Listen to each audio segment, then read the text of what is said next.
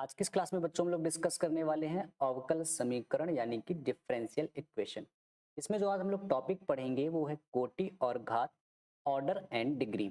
Order and degree को बच्चों समझने से पहले आपका एक कॉन्सेप्ट स्ट्रांग होना चाहिए, क्योंकि अगर आपका कॉन्सेप्ट स्ट्रांग है, आप किसी भी बुक से पढ़ रहे हैं, आप हर एक सवाल को लगा सकते हैं। वो कॉन्सेप्ट क्या है? इस सवाल में आपको सबसे पहले अधिकतम यानी कि मैक्सिमम डेरिवेटिव देखना है। अधिकतम अवकलन जितनी बार भी हुआ होगा वही बच्चों उस सवाल की क्या होगी? कोटि होगी। ठीक है।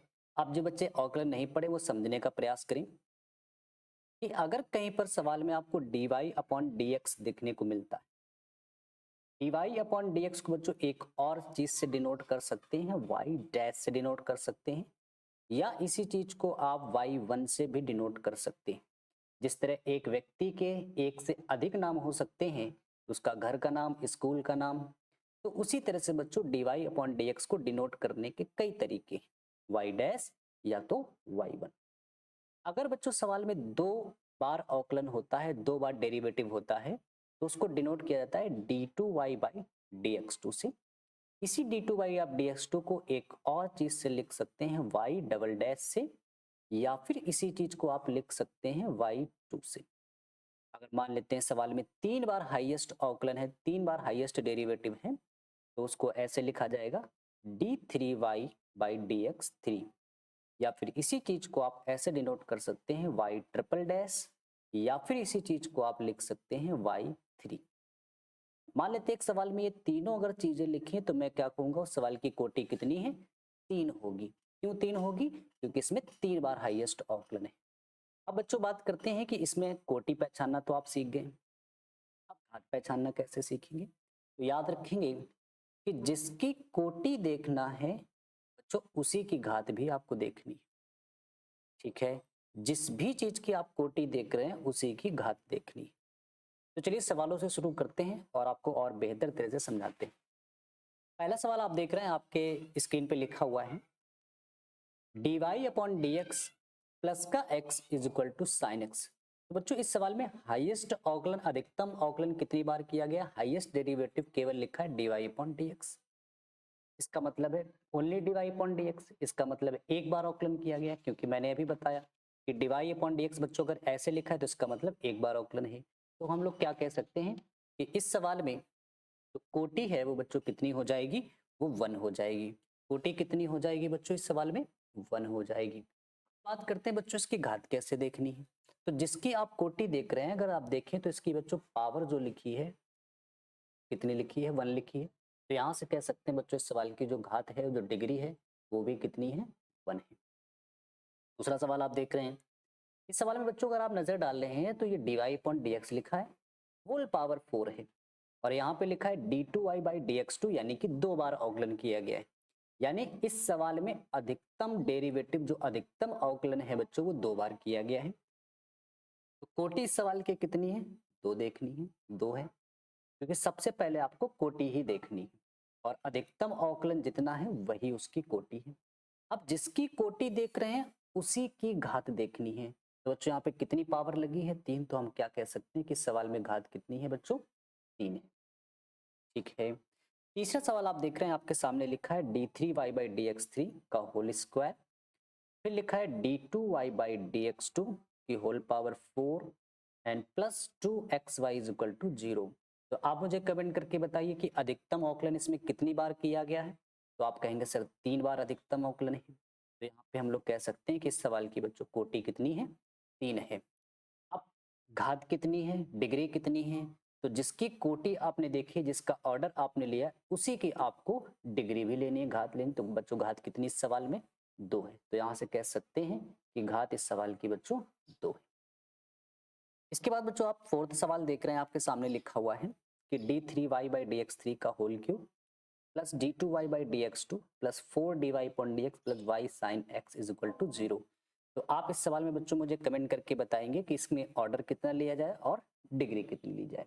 उम्मीद है कि आप इस सवाल का आंसर बिल्कुल सही देंगे। बच्चों चौथा, पांचवा सवाल लिखा है वो आपके सामने, ये थोड़ा सा अलग सवाल है।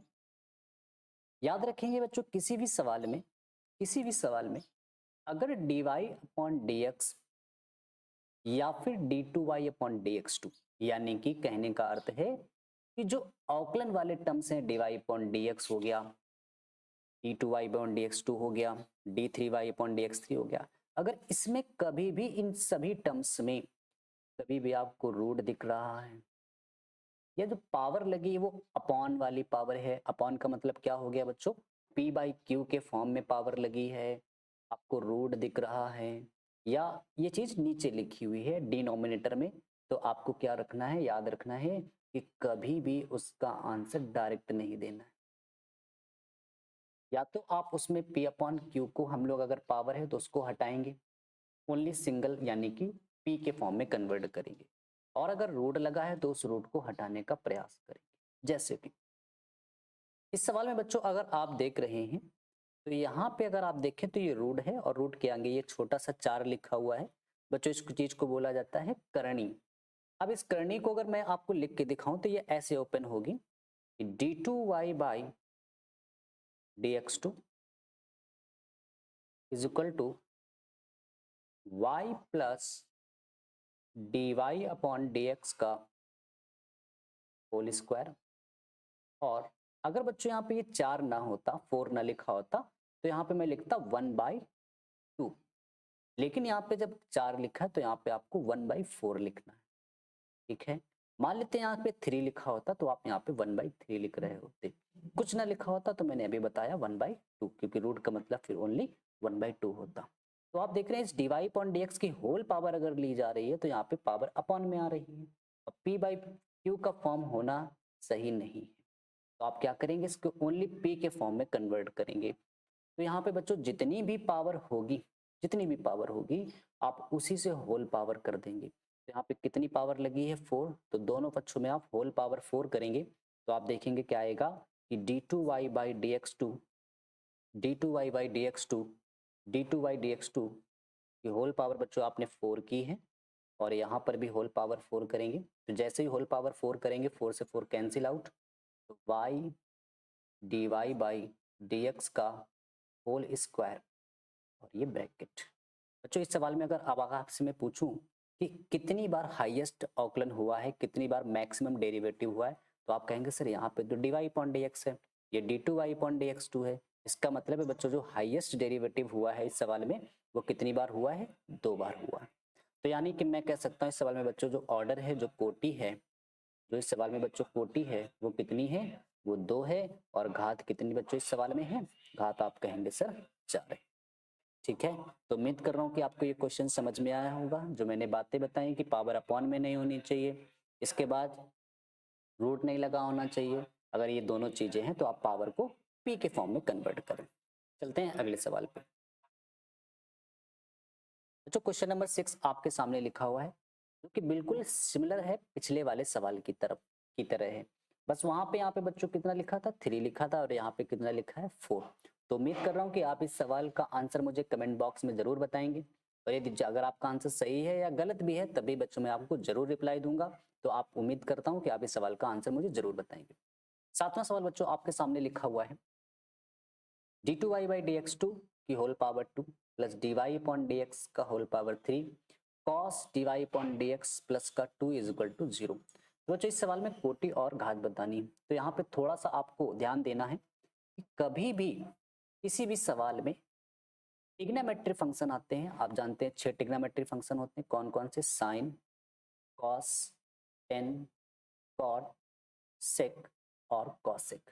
अगर बच्चों इन ट्रिग्नोमेट्री फंक्शन के अंदर कभी भी आपको अवकलन वाले 3 पद जो मैंने शुरुआत में बताए थे, dy upon dx, d2y upon dx2, d3y upon dx3, या इसके आगे के अगर अवकलन वाले पद बच्चों आते हैं तो कभी भी याद रखिएगा, अगर ऐसा होता है तो सवाल में बच्चों कोटि तो बताई जा सकती है लेकिन कभी भी पावर नहीं बताई जा सकती है।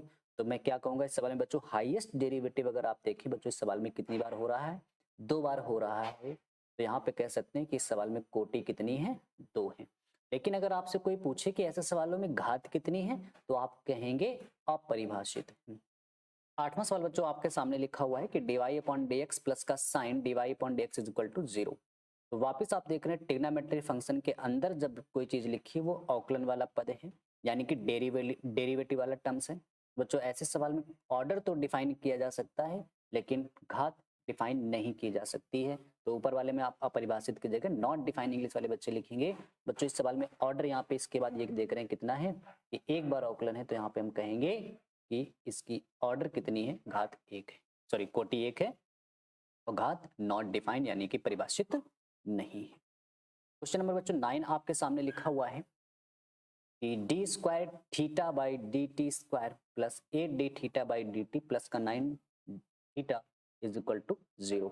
बच्चों आप देख रहे हैं कि यहाँ पे क्या अंतर आ रहा है कि यहाँ पे हम लोग dy अपॉन dx लिख रहे थे, लेकिन इस सवाल में y की जगह क्या लिखा हुआ है, थीटा, और x की जगह क्या लिखा हुआ है, t। तो इससे आपको घबराने की जरूरत नहीं। बात करते हैं बच्चों इसमें अधिकतम अवकलन कितनी बार किया गया है। अधिकतम डेरिवेटिव मैक्सिमम डेरिवेटिव इसका 1 है और इसका 2 है, तो मैक्सिमम कितना आ रहा है, 2 आ रहा है। इसका मतलब बच्चों इस सवाल में जो ऑर्डर है वो कितना है, 2 है। और अगर बच्चों घात की बात की जाए, डिग्री की बात की जाए, तो इसकी होल पावर आप देख रहे हैं कितनी लिखी हुई है, 1 लिखी हुई है। तो यहाँ पे कह सकते हैं कि इस सवाल में बच्चों डिग्री यानी कि घात कितनी है, 1 है। उम्मीद करता हूँ बच्चों आपको आज की क्लास बेहतर वे में समझ में आई होगी। अगर आपको क्लास समझ में आई है तो बच्चों आप चैनल को जरूर सब्सक्राइब करें और इस वीडियो को अपने दोस्तों तक किसी भी ग्रुप में शेयर करें और अपने व्हाट्सएप स्टेटस पर इसको जरूर लगाएं। मिलते हैं अगली वीडियो में।